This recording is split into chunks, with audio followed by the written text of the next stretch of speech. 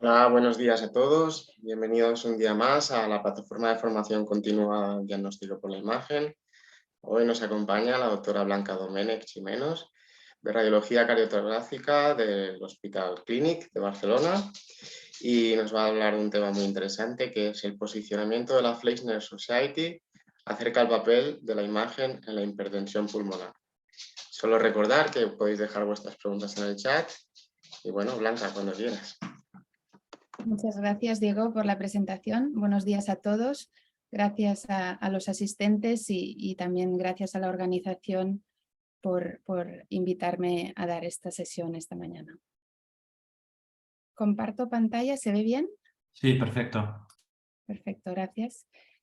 Entonces, como veis, hoy os voy a hablar sobre el posicionamiento de la Fleischner Society acerca del papel de la imagen en la hipertensión pulmonar, que es un tema algo complejo, a veces poco conocido por parte de los radiólogos, pero bueno, que es interesante poco a poco ir aprendiendo, ¿no?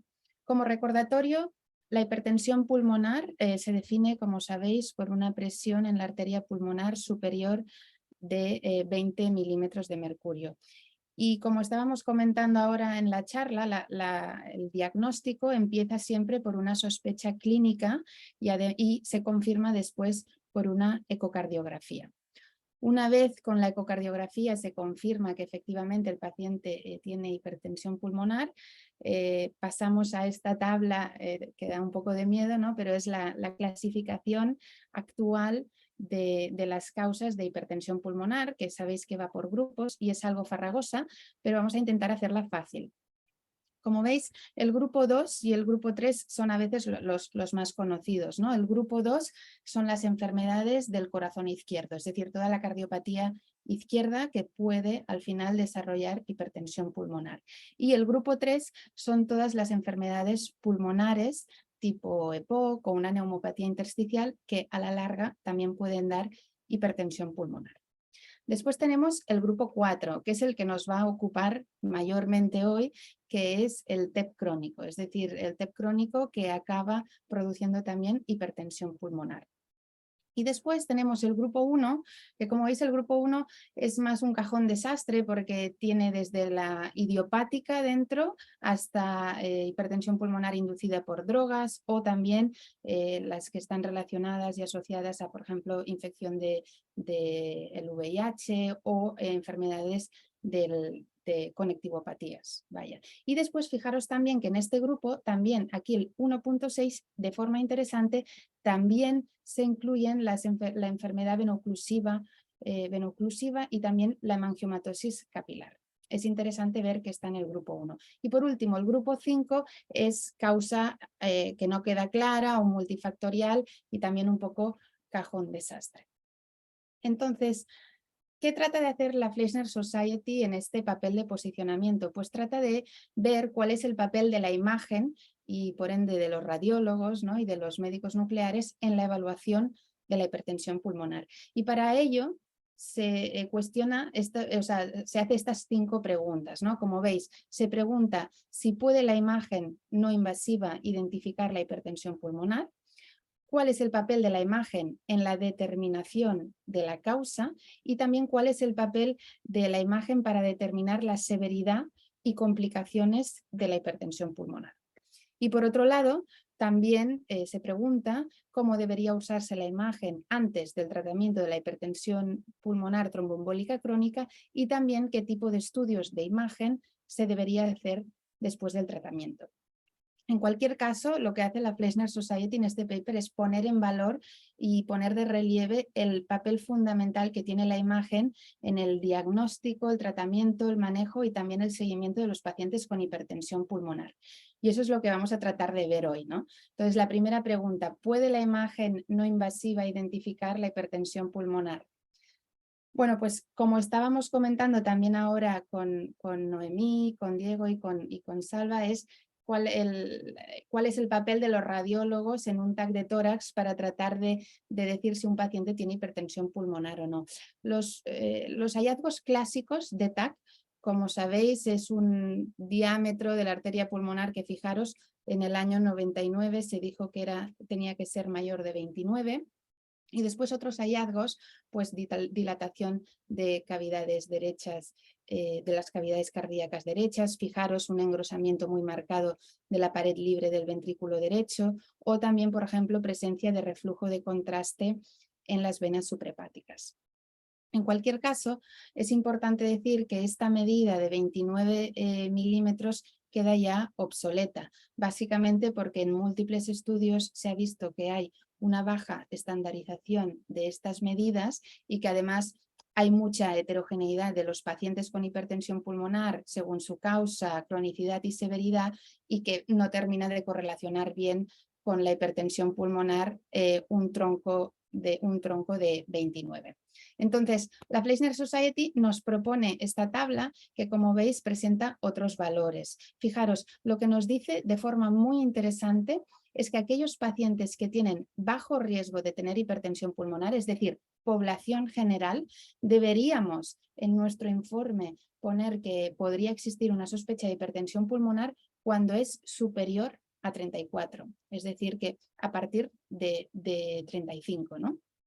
Fijaros, sí que lo clasifica, por tanto, por riesgos, y en aquellos pacientes que se supone que pueden tener un riesgo intermedio de hipertensión pulmonar, nos habla de un corte de 32.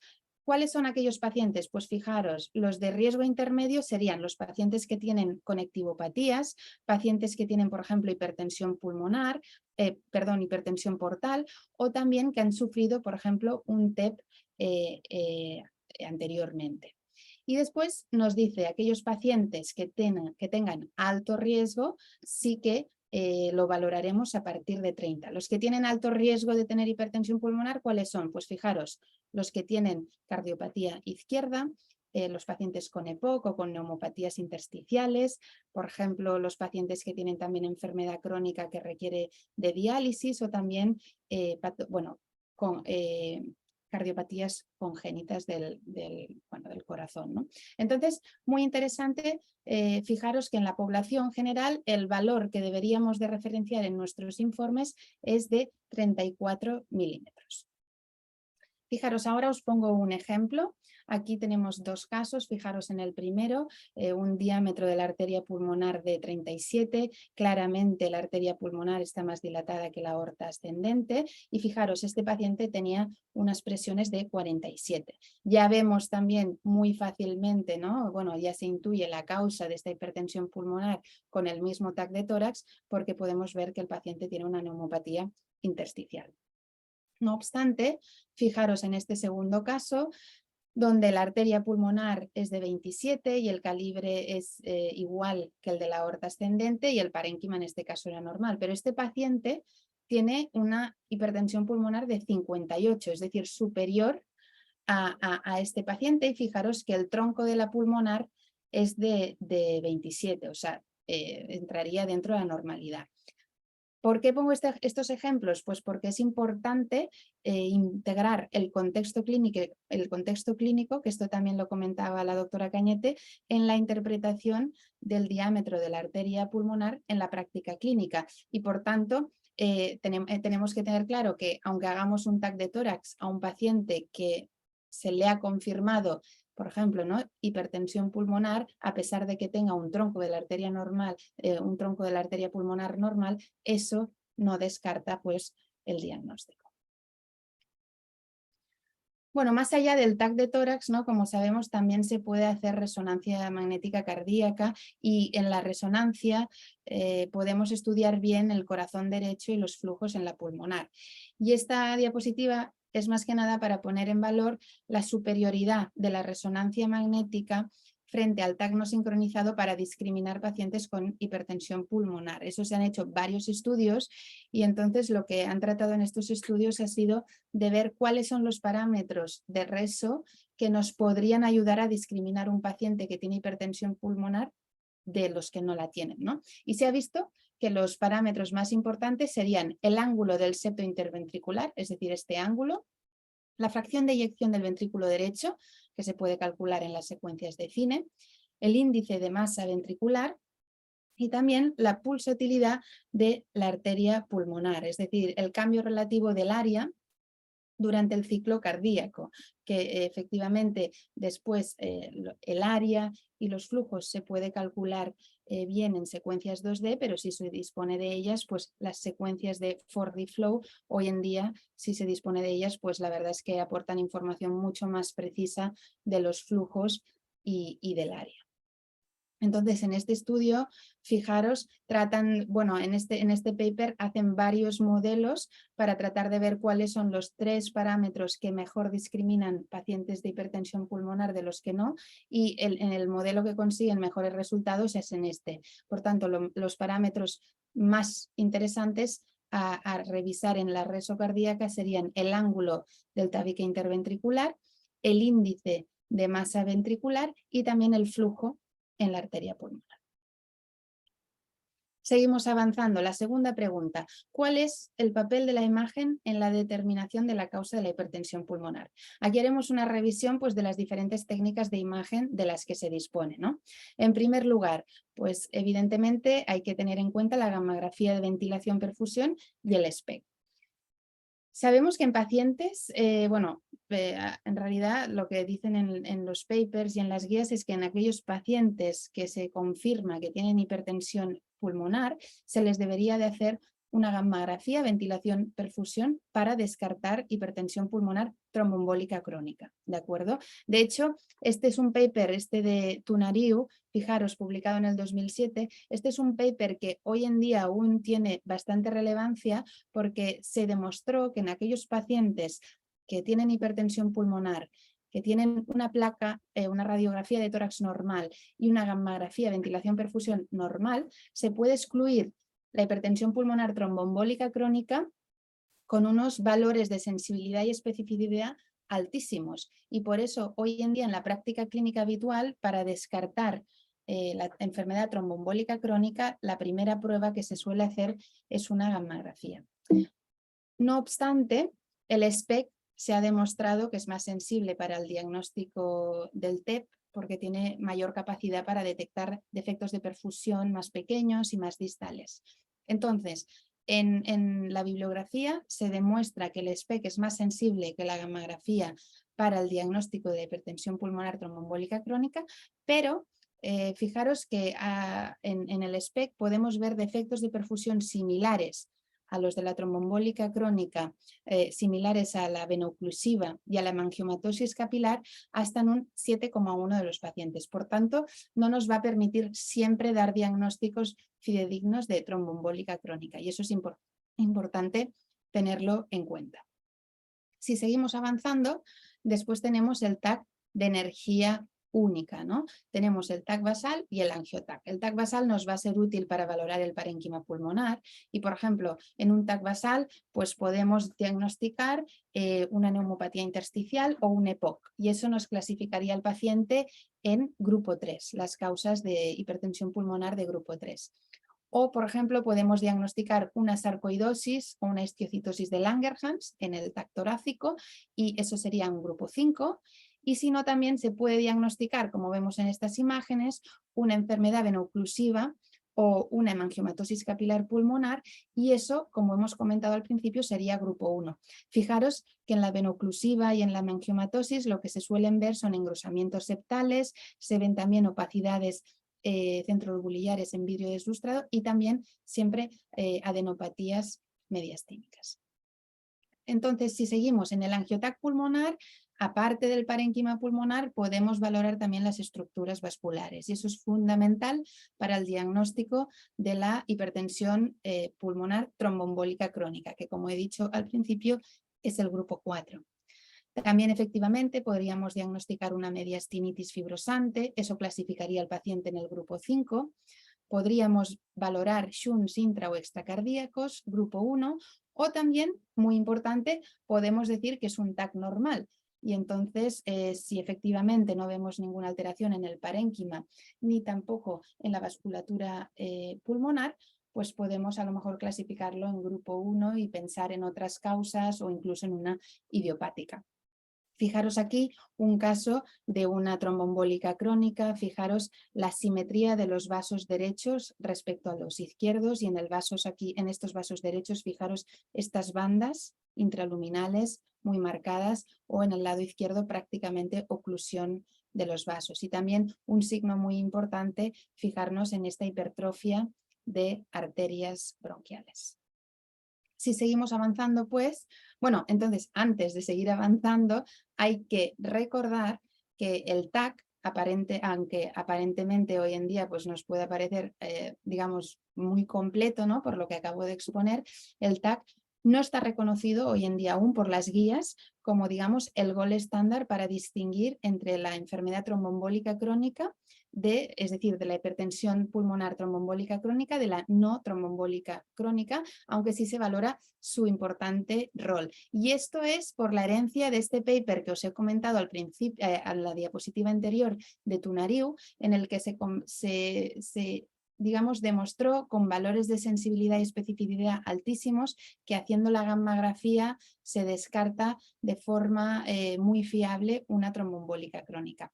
Y a raíz de ese paper, aún hoy en día las guías siguen poniendo como primera línea para descartar la tromboembólica crónica y fundamentalmente pues, la gammagrafía. No obstante, sí que es verdad que las guías hoy en día ya, y en base a las novedades tecnológicas, reconocen que el TAC debería convertirse en el gol estándar para el diagnóstico de la enfermedad tromboembólica crónica, si bien efectivamente una de las limitaciones es que se necesita experiencia por parte de los radiólogos que estén acostumbrados a leer este tipo de lesiones. También me gustaría destacar que este paper del 2007 efectivamente se compara con TACs pues a lo mejor de 8 o de 64, es decir, con una tecnología mucho más antigua. Por tanto, se espera que con los papers que están saliendo hoy en día, que están pues comparando con TACs de última generación y de energía dual, pues las guías próximas cambien en este sentido. La energía dual pues lo que nos permite es realizar unos mapas de yodo, es decir, nos permite ver la perfusión del parénquima pulmonar y estos mapas de yodo ya hoy en día se validan como marcadores subrogados de la perfusión del parénquima pulmonar. Se aplican fundamentalmente en el diagnóstico de la hipertensión pulmonar tromboembólica crónica y se ha visto que existe una muy buena correlación con la gammagrafía de ventilación-perfusión. Por tanto, básicamente, si un paciente se le puede adquirir el TAC en energía dual, eso ya podría ser equivalente a la gammagrafía, ¿no? Básicamente, fijaros en estos estudios, lo que demuestran ya es que cuando unas imágenes de TAC estándar, me refiero pues a basal y angio-TC, ¿no? Se combinan con mapas de yodo, es decir, se adquiere con energía dual, fijaros que los valores de sensibilidad y especificidad son alrededor del 100%. Es decir, que el papel del TAC dual en esta enfermedad es fundamental para el diagnóstico de la tromboembólica crónica. Fijaros aquí en este caso, dos pacientes que tienen hipertensión pulmonar. El primero es hipertensión pulmonar familiar y fijaros que los mapas de yodo son bastante homogéneos, pero en cambio fijaros en el segundo caso, donde efectivamente tenemos una enfermedad tromboembólica crónica y los mapas de yodo ya nos indican que existen pues defectos de perfusión periféricos, como este que estoy señalando, triangulares. Es decir que el mapa de yodo nos va a ayudar a orientar rapidísimamente a un paciente que tiene hipertensión pulmonar a pensar en que efectivamente tiene una enfermedad tromboembólica crónica. Seguimos. ¿Cómo puede la imagen determinar la severidad de la hipertensión pulmonar? Pues bien, para determinar la severidad, lo más importante y una de las cosas a tener en cuenta es la valoración del ventrículo derecho. ¿Sí? En estos pacientes con hipertensión pulmonar, el ventrículo derecho sufre un aumento de volumen y de presiones. Eso lleva a un aumento del grosor de la pared libre del ventrículo derecho, que acaba condicionando una disfunción diastólica y un aplanamiento del tabique interventricular. Es decir, nos genera un cor pulmonale, ¿no? La valoración del ventrículo derecho Estos son los hallazgos que podríamos ver en el TAC. No obstante, la valoración del ventrículo derecho el gol estándar hoy en día es la resonancia magnética cardíaca. Y en estos múltiples estudios que os presento tratan de ver cuáles son los parámetros de la reso cardíaca que nos pueden ayudar a predecir o a determinar esta severidad. Como veis, fijaros, como resumen de todos estos papers, los parámetros de reso predictivos de supervivencia después del tratamiento de la hipertensión pulmonar van a ser, fijaros, los volúmenes del ventrículo derecho, la fracción de eyección y el volumen sistólico y el strain longitudinal y circunferencial. ¿Qué es el strain?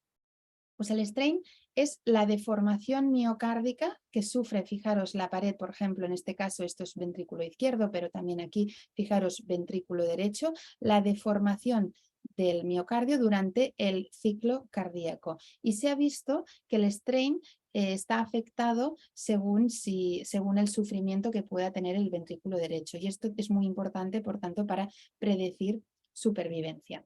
Además, hay algún estudio de valoración también del ventrículo derecho por mapas de T1 mapping, que básicamente lo que dicen es que los valores de T1 en el punto de inserción del ventrículo derecho pueden discriminar pacientes con hipertensión pulmonar de pacientes sanos. Y eso está fuertemente correlacionado con el ángulo del tabique interventricular, lo cual tiene mucho sentido, porque efectivamente cuando ya hay un aumento de presiones y de volúmenes muy marcados en el ventrículo derecho que condicionan un aplanamiento del tabique y una alteración de este ángulo, efectivamente en estas fibras, fijaros de aquí en el punto de inserción, que es esta zona que señalo, pues va a haber disarray, ¿no? Va a haber una deformación y efectivamente los valores de T1 pues aumentan.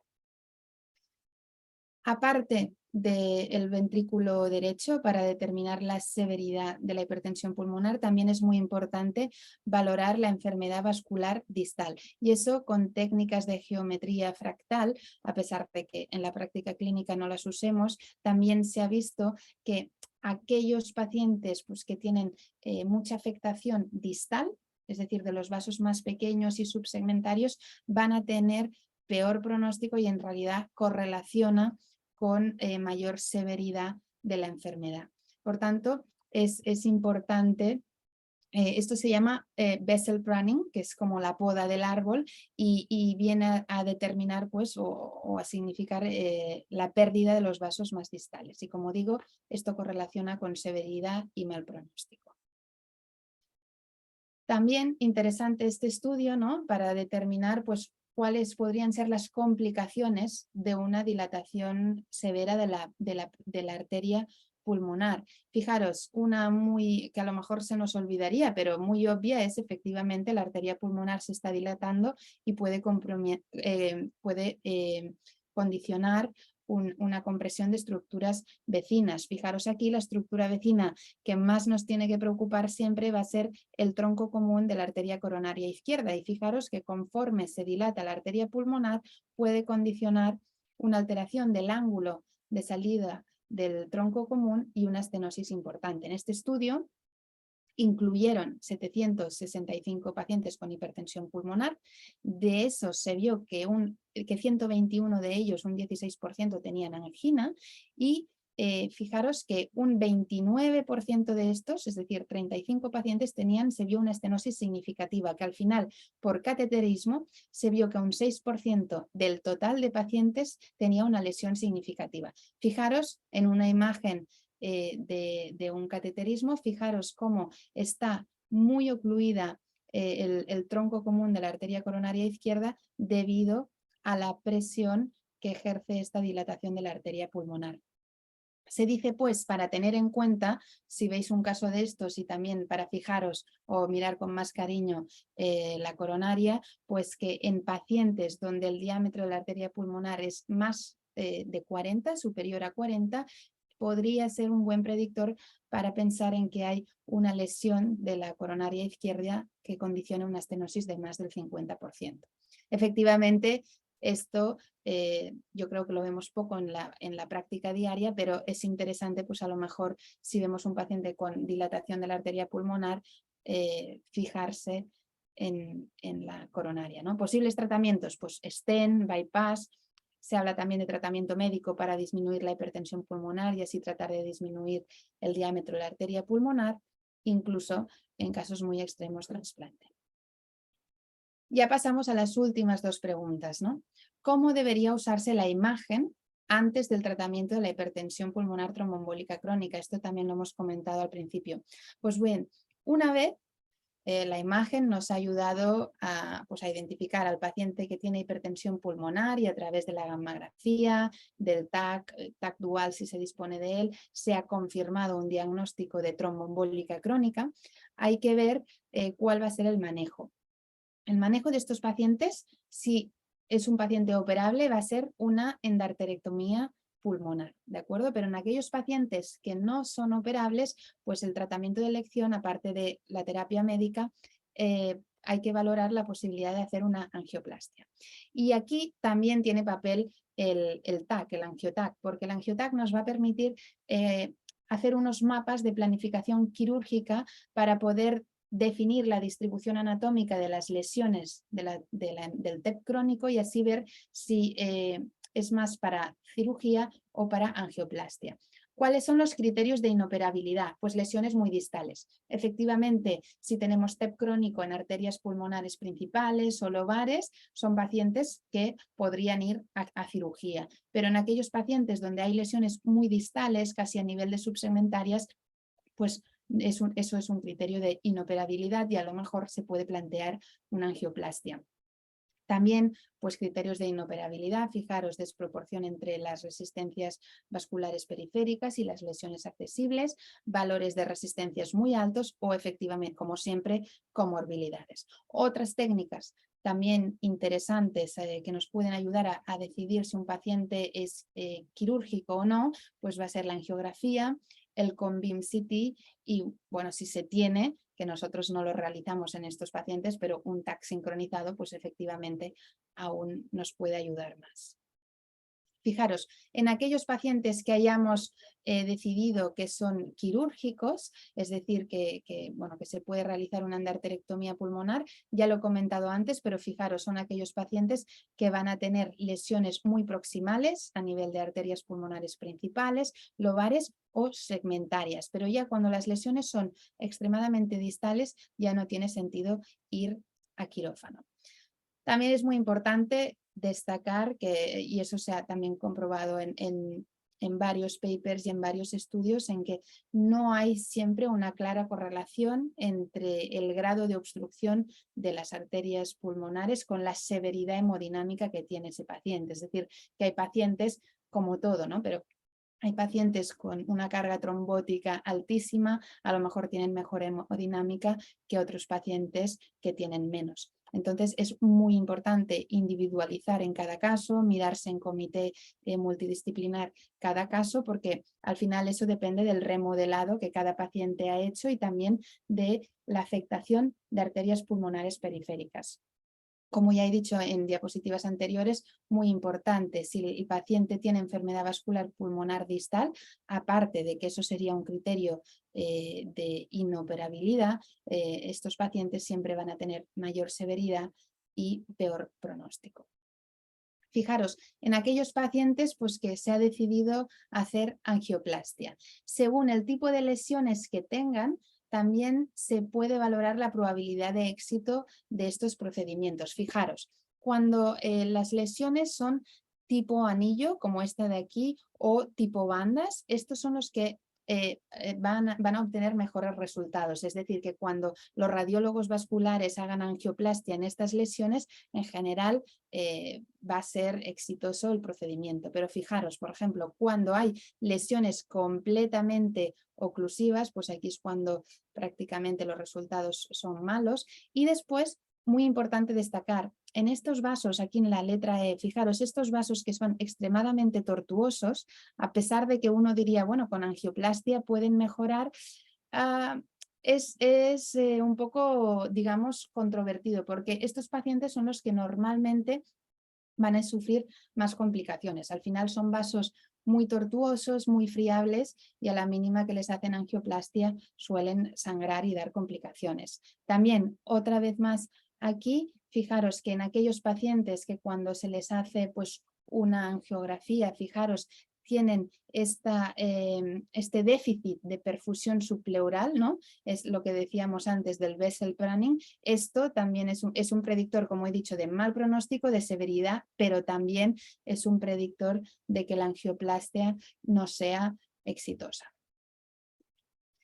Y ya terminando, pues la última pregunta, ¿se tendrían que realizar estudios de imagen después del tratamiento de la hipertensión pulmonar? Pues bueno, es decir, se tiene que realizar, ¿no? tras una PEA, es decir, una endarterectomía o una angioplastia. Bueno, lo más importante aquí es valorar el objetivo principal de todo esto, que es el paciente, y ver si ha mejorado sus síntomas y valorarlo también, tratar de constatar si existe una mejora de la hemodinámica pulmonar. Para ello, lo primero que hay que hacer es un test de la marcha, ¿no? Para ver si los síntomas efectivamente han mejorado o no, y hemodinámica en reposo, y también valorar ventrículo derecho, porque como he dicho al principio, es uno de los parámetros que nos va a permitir determinar la severidad de la enfermedad. En aquellos pacientes donde todo haya mejorado mucho, no es necesario hacer más pruebas de imagen y por tanto solo se va a hacer pues, seguimiento, digamos, clínico y con ecocardiografía. No obstante, en aquellos pacientes donde efectivamente los síntomas persisten, se puede hacer angiografía o con BIM-CT. Efectivamente, también se puede hacer un angiotac, pero a veces se va directamente a realizar una angiografía para ver cómo están las lesiones. Como vengo diciendo toda la presentación, lo más importante siempre para determinar la mejoría de estos pacientes va a ser la valoración del ventrículo derecho, y en ese sentido, pues si se tiene disponibilidad, está bien a lo mejor realizar una reso cardíaca. Con la reso cardíaca se puede constatar una mejoría de la función, por ejemplo, ¿no? del ventrículo derecho, y además se ha visto que efectivamente si tras tratamiento disminuyen los volúmenes del ventrículo derecho, eso correlaciona bien con la disminución de las resistencias vasculares periféricas. Además, si se puede ya en esta misma exploración, pues comprobar la mejoría de la perfusión pulmonar a través de la reso. Por tanto, insisto, ¿no? Lo más importante va a ser valorar el corazón derecho, si se decide hacer por eco o si se puede hacer con reso cardíaca, que es el gol estándar para el corazón derecho. Y como recordatorio, pues cuáles son los parámetros que van a predecir supervivencia después del tratamiento. Como hemos dicho, son los volúmenes, la fracción de eyección y el strain, que es la deformación. También importante, en estos estudios se ha visto que la disminución del volumen sistólico del ventrículo derecho, si se acompaña de un aumento de los volúmenes del ventrículo derecho, correlaciona con un aumento del riesgo de mortalidad de estos pacientes tras el tratamiento.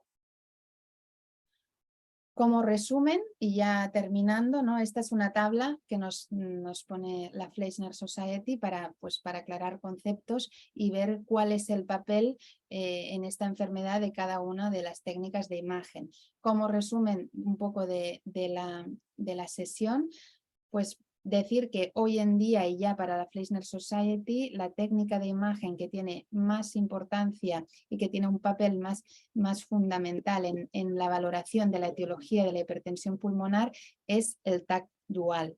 Y eso se espera que en las próximas guías quede reflejado. Asimismo, para valorar función cardíaca, lo más importante va a ser hacer resonancias magnéticas, y también es muy importante para el tratamiento, realizar una angiografía pulmonar para determinar también y ayudar a ver si el paciente es más quirúrgico en la tromboembólica crónica o es más para angioplastia.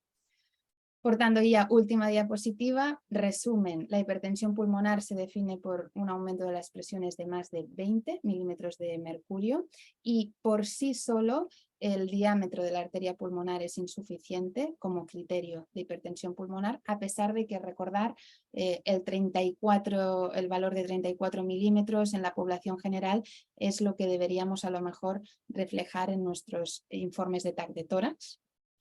Hoy en día, para descartar la enfermedad tromboembólica crónica, la gammagrafía sigue estando, digamos, en la primera línea del diagnóstico, a pesar de que efectivamente el TAC pues, tiene un papel también muy fundamental y así lo recoge el papel de posicionamiento para determinar la etiología de la hipertensión pulmonar y ya si se dispone de TAC dual, pues la fiabilidad aumenta de forma muy importante. El tratamiento de elección, si se puede en la tromboembólica crónica, es la endarterectomía pulmonar y si no, se puede valorar hacer angioplastia, aparte del tratamiento médico. Y el gol estándar para valorar el corazón derecho y toda la función cardíaca es la resonancia magnética.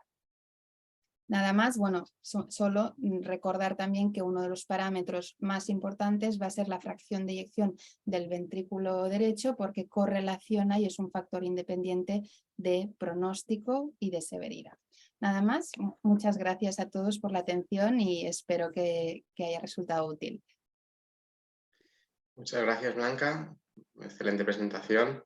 Gracias. Vamos con las preguntas. Si quieres, a ver. Vamos con una pregunta del doctor Pedraza. Dice, ¿existe consenso en nuestros hospitales sobre el diagnóstico y tratamiento de la hipertensión pulmonar entre las diferentes especialidades? Neumólogos, cirujanos torácicos, radiólogos. Esto es lo que pregunta. Si hay consenso sobre el diagnóstico y tratamiento de la hipertensión pulmonar multidisciplinar, básicamente.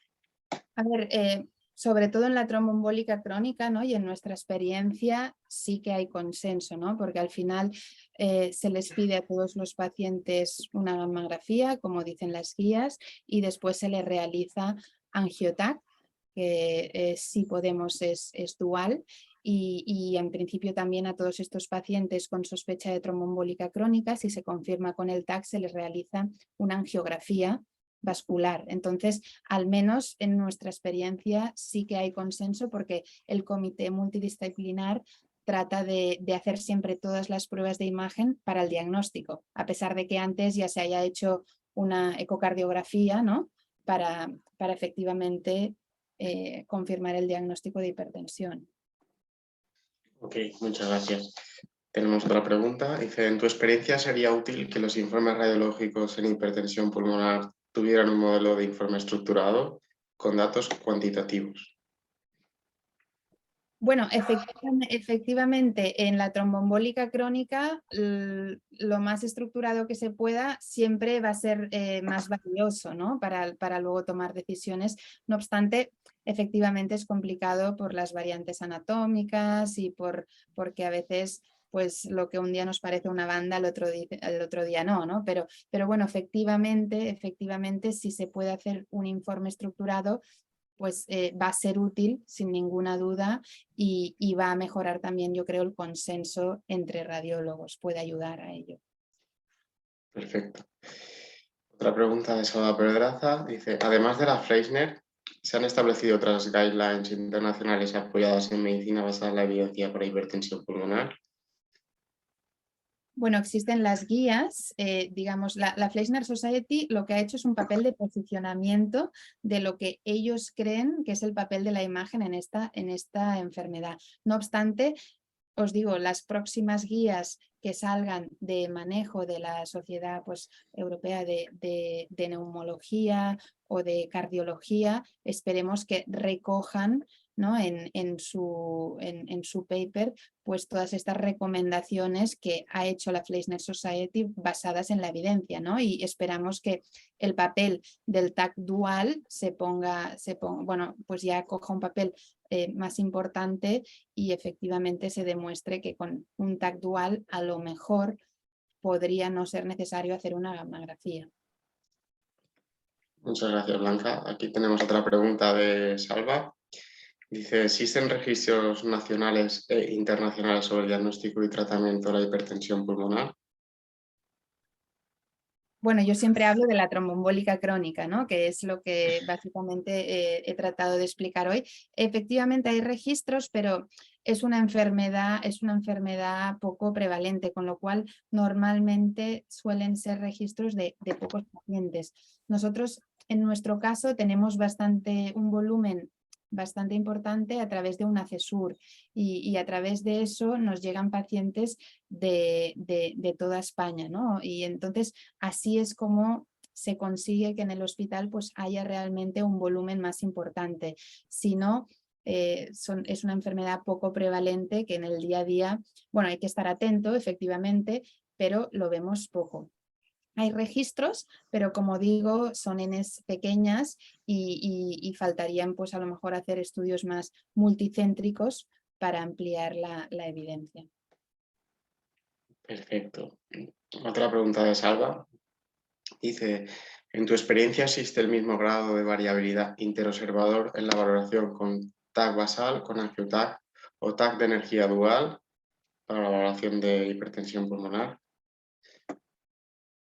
Claro, a ver, hay sobre todo donde yo creo que podemos tener más variabilidad interobservador es en la valoración a veces de los mapas de yodo, por supuesto, y después también del angiotac, ¿no? Lo que decía, efectivamente, cuando son trombos excéntricos muy importantes, pues seguramente todos vamos a estar de acuerdo, pero a veces cuando estamos ya valorando vasos muy distales, a nivel de subsegmentarias prácticamente, pues a veces es difícil llegar, bueno, tener consenso y efectivamente sí que hay variabilidad y en eso hay que trabajar para tratar de mejorarlo. En cualquier caso, un soporte muy importante es el TAC dual, porque aunque uno pueda ver unas bandas muy distales, si al final el mapa de yodo es normal y no vemos defectos de perfusión periféricos, eso nos apoya mucho a que a lo mejor no es una tromboembólica, ¿no? O sea que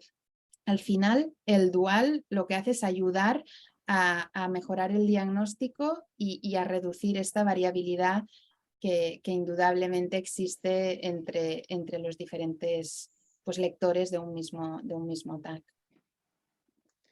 Muy bien, muchas gracias, Blanca. Otra pregunta del doctor Pedraza. Dice, en tu experiencia, ¿el PET-TAC dual puede tener utilidad en el diagnóstico, manejo y pronóstico de los pacientes con hipertensión pulmonar?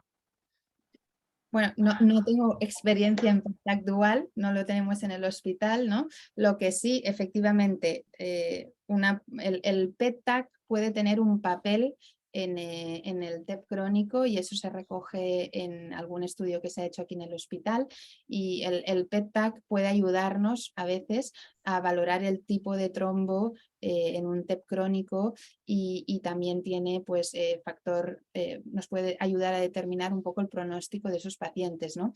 Entonces, si tenemos PET-TAC y encima es dual, pues entiendo que al final pues el nivel de diagnóstico es mucho superior. Pero en cualquier caso, nosotros no disponemos de ello, no tengo experiencia, pero efectivamente, si un poco la idea de hoy es si se tiene TAC dual, es importante para, hacer los TACs de estos pacientes en el TAC dual para descartar tromboembólica crónica. La misma pregunta la hace el doctor Pedraza sobre la resonancia, que yo creo que ya has explicado bien en la sesión, el papel que tiene el diagnóstico, manejo y pronóstico, ¿no? De la resonancia. Sí, bueno, es que el gol estándar para la valoración bueno, de la función cardíaca en general, pero más específicamente del ventrículo derecho, es la resonancia magnética cardíaca y eso ya se ha demostrado que es muy superior a la ecocardiografía. Entonces, como se sabe que al final lo que va a determinar la severidad y el pronóstico de la hipertensión pulmonar va a ser la afectación cardíaca derecha, pues es muy interesante hacer resonancia magnética en estos pacientes para ir viendo incluso el seguimiento, ¿no? Si se les puede hacer una resonancia antes y después del tratamiento, pues eso va a ayudar muchísimo a ver cómo ha mejorado después del tratamiento y cómo ha respondido el corazón derecho. Al final, si se hace un tratamiento ya sea quirúrgico o vascular, pero el corazón derecho no mejora, al final no estamos teniendo un impacto sobre el pronóstico de estos pacientes. Muy bien. Tenemos otra pregunta, doctor Pedraza. Dice, ¿tú crees que el manejo de los pacientes con hipertensión pulmonar se discute en las sesiones generales de patología de tórax o debería crearse sesiones específicas de hemodinámica pulmonar? Bueno, en nuestro caso tenemos un comité de hipertensión pulmonar y es semanal, es un comité semanal que básicamente es para discutir estos casos, ¿no? Básicamente y fundamentalmente son pacientes con hipertensión pulmonar tromboembólica crónica, pero efectivamente también se valoran, se discuten otros casos que no sean de tromboembólica crónica, pero o sea, el porcentaje mayor es tromboembólica crónica. ¿Quién está en este comité? Pues están neumólogos, cirujanos cardíacos, que son los que van a hacer la endarterectomía, estamos los radiólogos de cardiotórax y estamos también los radiólogos vasculares que van a hacer la angioplastia. Y además también están anestesistas y cardiólogos que ayudan a valorar, pues el anestesista, ¿no? Pues ver si un paciente es operable o no, y después los cardiólogos pues para valorar, también ayudar a valorar la hemodinámica y toda la función cardíaca derecha. O sea que sí, efectivamente, si se puede, es ideal tener un comité pues dedicado a esta patología porque al final es muy concreta y se necesita de muchos especialistas distintos que puedan ayudar al diagnóstico de esta enfermedad que es pulmonar y cardíaca, ¿no? Muchas gracias. Y sobre los algoritmos de inteligencia artificial, el doctor Pedraza, si tendrá alguna utilidad en la hipertensión pulmonar. Pues bueno, seguro que sí, ¿no? Nosotros estamos usando un programa de inteligencia artificial que nos ayuda a diagnosticar el TEP agudo y seguro que en un futuro sería muy útil tener algún tipo de programa que nos ayude a determinar pues, la afectación del TEP crónico, sobre todo, que es donde puede haber más variabilidad, como decíamos, en vasos distales y periféricos. Yo creo que ahí tener un soporte seguro que sería, vamos, fenomenal para el diagnóstico y para reducir la variabilidad. Un poco enlazando a esto de la inteligencia artificial, el doctor Pedraza pregunta cuáles son los retos durante los próximos años en el diagnóstico, manejo y pronóstico de los pacientes con hipertensión pulmonar.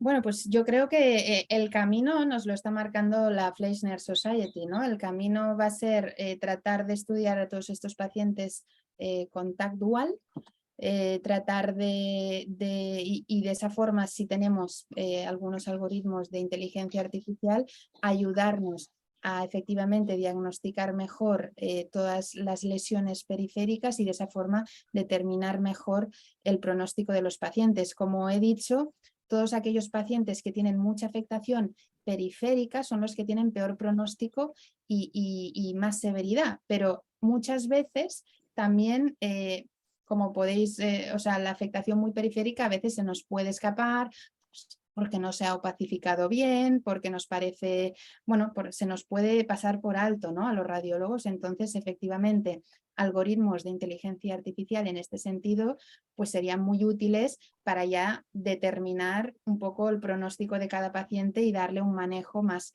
acorde a ello. Muchas gracias, Blanca. Acabamos con las preguntas. Gracias. Si quieres, damos paso a la doctora Cañete, que haga un poco la valoración de la sesión. Bueno, y poca cosa más que añadir, Blanca, enhorabuena, como siempre.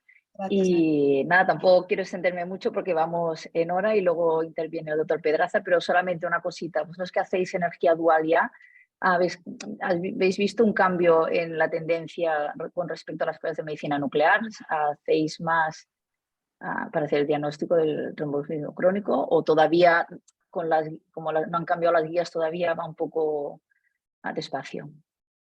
Pues bueno, gracias Noemí. Y bueno, básicamente se hacen las dos cosas en este momento. O sea, se les hace la gammagrafía y se les hace el TAC, que no siempre es en el TAC dual, a veces por problemas de programación, pero se intenta que sea en el TAC dual. Entonces, en este momento se están haciendo pruebas de nuclear y de radiología y veremos si en el futuro pues, se acaba decidiendo que la gammagrafía pues, se le puede evitar al paciente, ¿no? No lo sé. Pero en este momento estamos haciendo todo. Bueno, porque al final complementa información, ¿no? Y a veces, como sabéis, se hace el TAC dual y las imágenes no sirven, por lo que sea. Entonces tenemos la gammagrafía. O sea, que como el mundo no es perfecto, pues de momento hacemos todo y al final, valorando las diferentes pruebas, pues se trata bueno, intentamos diagnosticar y darle en el comité pues el mejor manejo posible. Muchas Perfecto, gracias, pues Alba, acabas ya. Gracias a vosotros. Perfecto. Bueno, pues nada, como siempre, muchísimas gracias. Gracias, Diego, por tu excelente moderación. Muchas gracias, Noemí, por tus comentarios de experta, y Blanca, magistral. Yo creo que todo el mundo nos hemos quedado pensando que tenemos que mirarnos mejor los TACs y no infradiagnosticar TEPs crónicos pequeñitos distales, ¿no? Y todo lo que has aprendido. Yo intento siempre, ya sabes, hacer un resumen. Habría 4 palabras. Las preguntas sería 34, sería fracción de eyección, sería equipo y sería un poco angioplastia. ¿Qué quiere decir 34? Porque has dicho, hombre, el TAC es importante, hay que mirar el diámetro de la arteria pulmonar, más de 20, hombre, pero a partir de 34. Pero siempre has dicho, en contexto, mirarlo todo, depende de cómo es el paciente, que si 2 metros, que si no, lo hemos entendido muy bien. Después has dicho fracción de eyección. ¿En qué sentido? La reso sutil, ver ventrículo derecho, y has dicho varios parámetros, pues has dicho, oye, quizás fracción de eyección nos puede dar una valoración pronóstica. Después has hablado de tratamiento del TEP crónico y has dicho que la cirugía es útil, pero también la angioplastia. Y por último, yo creo que todo el mundo nos ha gustado un poco esta visión multidisciplinar de cardiólogos, cirujanos cardíacos, ¿no? Neumólogos, radiólogos intervencionistas, ¿no? Yo creo que esta visión de trabajo en equipo es importante. No sé si te parece bien este resumen, Blanca. Me parece fenomenal el resumen y de nuevo muchas gracias a los tres por invitarme para dar esta sesión hoy. Perfecto. Oye, pues seguiremos contando contigo porque ha sido muy interesante en los próximos meses. Y sin más, recordar a la audiencia que la semana que viene, el lunes, no hacemos sesión, hacemos el martes, empezamos. Tenemos al doctor Juan Torres de la Mutua de Tarrasa, que nos va a hablar de transformación de un servicio de diagnóstico por imagen. Certezas e incertidumbres. Yo creo que con estas palabras estamos todos identificados. Dudas y sombras y certezas, y por lo tanto estáis todos invitados el próximo martes. Que tengáis un buen día. Gracias, Noemí. Gracias, Diego. Gracias, Blanca. Un saludo a todos. Nos vemos. Buen fin de semana. Que vaya bien. Adiós. Yes.